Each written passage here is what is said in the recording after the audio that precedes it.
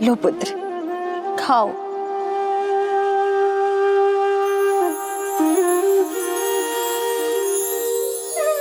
माँ की ममता तभी तृप्त होती है जब उसकी संतान उसके हाथों से भोजन कर तृप्त होती है।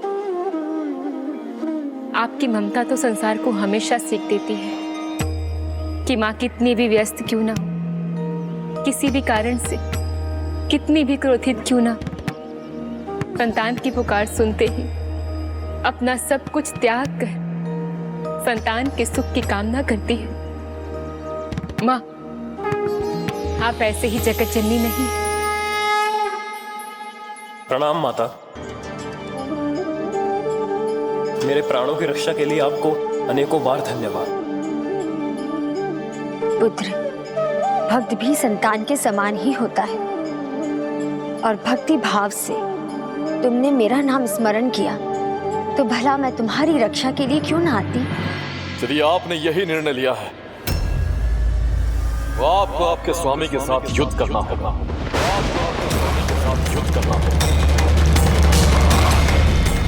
शिव और शक्ति का तो युद्ध नहीं चाहते होंगे आप, इसलिए उचित होगा कि आप यहां से चले जाएं।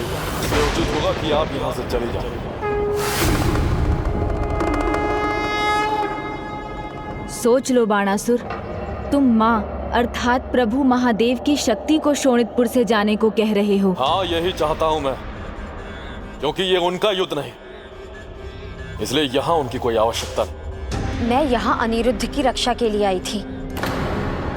किंतु माँ, अब इस युद्ध का कोई कारण ही नहीं तो अनिरुद्ध को सुरक्षा की कोई आवश्यकता ही कहाँ है। किंतु गजानन, मुझे अपनी योग्यता प्रमाणित करने के लिए युद्ध तो करना ही होगा ना, नहीं तो मैं उषा का पानी ग्रहण कैसे करूंगा। मेरी पुत्री का हाथ तो ये तभी थामेगा ना जब ये जीवित बचेगा।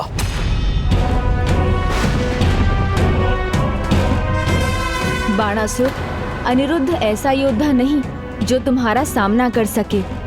यदि तुम ऐसे योद्धा का सामना करना चाहते हो जो तुम्हारे सामने टिक सके तो अनिरुद्ध को बंदी बनाओ और उसके पिता या पितामह को बुलाओ। किंतु गणेश जी, यदि मैं बंदी बनूंगा तो मेरे पिता और पितामह का अपमान होगा। वचन की मर्यादा का पालन करने के लिए बंदी भी बनना पड़े तो कोई अपमान नहीं। बुद्धि के देवता यदि कुछ सुझाव दे रहे हैं तो अवश्य ही उसके पीछे कोई बड़ा कारण होगा। मुझे स्वीकार है, मुझे स्वीकार है।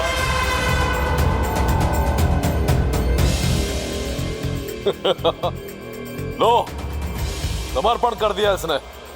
यदि वो योग्य है तो मैं इसके पिता और इसके पिता के पिता को भी चुनौती देने के लिए तैयार हूं। आप मेरे पिता और पितामह का परिचय जानते भी हैं? परिचय कायर मांगते हैं और योद्धा युद्ध करते हैं। मुझे कोई भय नहीं, मेरे समक्ष जो भी आएगा वो पराजित होकर ही जाएगा। यदुवंश से हूं मैं और मेरे पिता का नाम है प्रद्युमन और मेरे पितामह का नाम है द्वारिकाधीश श्री कृष्ण। द्वारिकाधीश श्री कृष्ण।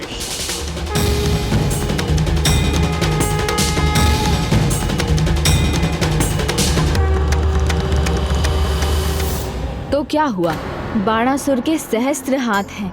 ऐसे महान योद्धा को श्री कृष्ण का कोई भय नहीं। सत्य कहा गणेश जी ने, बाणासुर को किसी का भय नहीं। मैं बाणासुर द्वारकाधीश श्री कृष्ण को भी युद्ध की चुनौती देता। श्री कृष्ण को भी युद्ध की चुनौती देता। नारायण नारायण।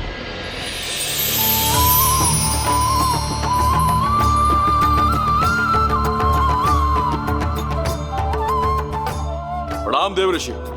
आपका ये संदेश तो मैं ही श्री कृष्ण जी तक पहुंचाऊंगा। उचित समय पर आए हैं आप। संदेश में यह भी कहना कि पूरी तैयारी के साथ आए वो, क्योंकि मेरे जैसे योद्धा का सामना पहली बार करेंगे वो। नारायण नारायण।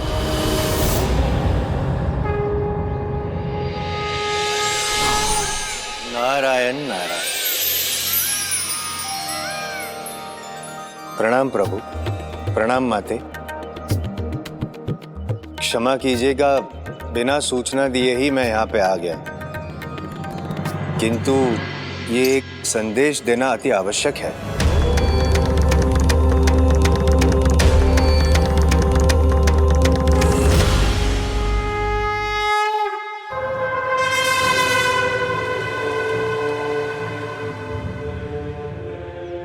युद्ध के लिए इन सभी अस्त्रों को तैयार करो।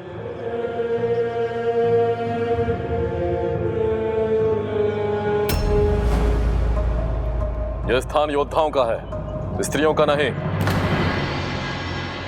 हम भावी युद्ध की तैयारी कर रहे हैं। मैं जानती हूँ स्वामी, और ये भी जानती हूँ कि इस युद्ध का केवल एक ही परिणाम संभव है, आपका विनाश। पत्नी मेरी हो और विजय की कामना शत्रु की कर रही हो, मनोबल गिराने आई हो मेरा यहाँ। क्या यही धर्म है एक धर्म पत्नी का? पत्नी धर्म ही तो निभाने आई हूँ स्वामी, इसलिए आपको आपके विनाश से रोक रही हूँ। भला ईश्वर से भी कोई विजय पा सकता है क्या? अभी भी समय है, आप सत्य को स्वीकार कर लीजिए और अपनी पुत्री का हाथ अनिरुद्ध के हाथ में दे दीजिए। वो एक वीर एवं साहसी युवक है, हमारी पुत्री के सर्वथा योग्य है। प्रभु, यदि आज्ञा हो तो मैं प्रस्थान करूं? माते, नारायण नारायण। मैं इसी पल की प्रतीक्षा कर रहा था, इसीलिए मैं मुस्कुरा रहा था। आप जानना चाहती थी ना कि आप मेरे लिए कितनी महत्वपूर्ण है। बस, युद्ध का तुम्हें कोई अनुभव नहीं, इसलिए तुम्हारे सुझाव का कोई महत्व नहीं। शांत हो जाओ और जाओ यहां से। आपकी अर्धांगिनी को आपकी चिंता करने का भी अधिकार नहीं है।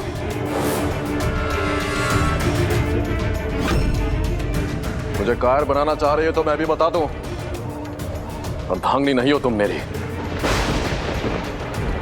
अभी तू वो अर्धांग हो जो मेरे लिए व्यर्थ है।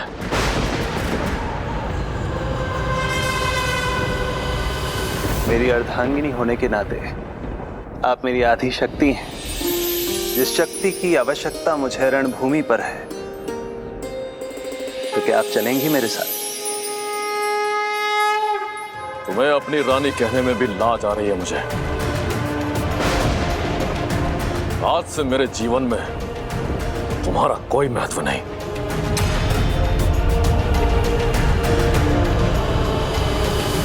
आज तक मैं किसी भी युद्ध में अपनी किसी भी रानी के साथ नहीं गया, किंतु आप मेरे साथ चल रही हैं। आशा है इससे आप समझ सकेंगे कि आप मेरे लिए कितनी महत्वपूर्ण हैं।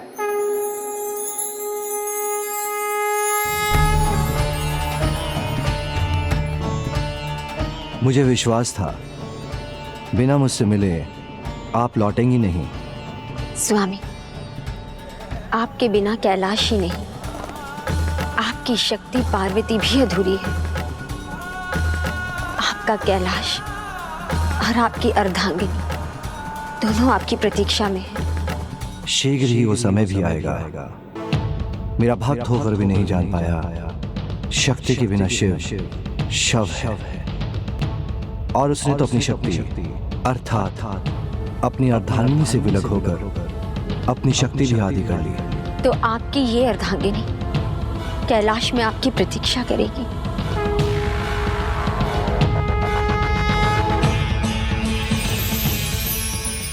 उचित समय आने पर बाणासुर को अवश्य समझ आएगा कि उससे कितनी बड़ी भूल हुई है। पति और पत्नी जब एक दूसरे को समझते हैं तो पूर्ण होते हैं, परखते हैं तो अकेले रह जाते हैं।